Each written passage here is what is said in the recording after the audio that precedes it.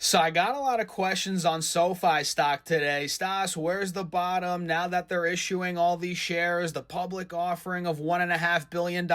What's next for SoFi? Well, let's talk about that. As I am a SoFi shareholder, I've held it now for what, 2-ish years, roughly in that ballpark. So this is a share diluting event, meaning if you own the stock, you're being diluted. Your ownership, your shares, you don't own as much of the company because they're issuing a bunch of shares. So they issued what, 54 million shares, and the underwriters have an option to buy a bunch more shares.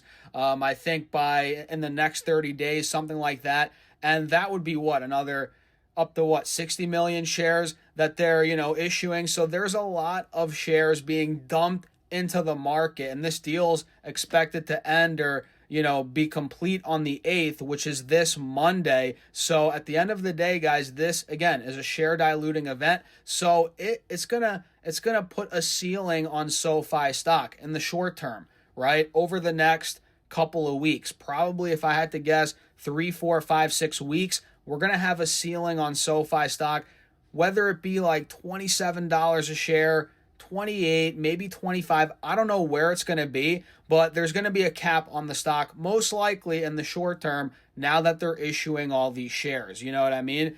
And the reality is it could go lower. The stock could sell off here. It could trickle down more over the coming days.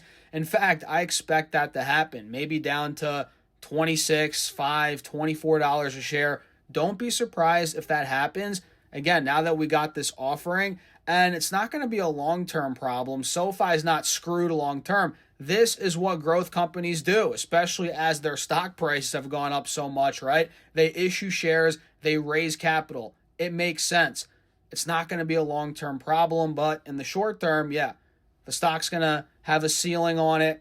People that just bought at 28, $30 a share, they're not too happy. But quite frankly, me, guys, I'm not in love with this, but I was buying at a much lower price. I'm okay with it because I know this is what comes with the territory with stocks that have gone up a lot that are growth companies. It is what it is. What do you guys think? Follow along for more and check out the link in my bio for my portfolio updates. I'll see you there.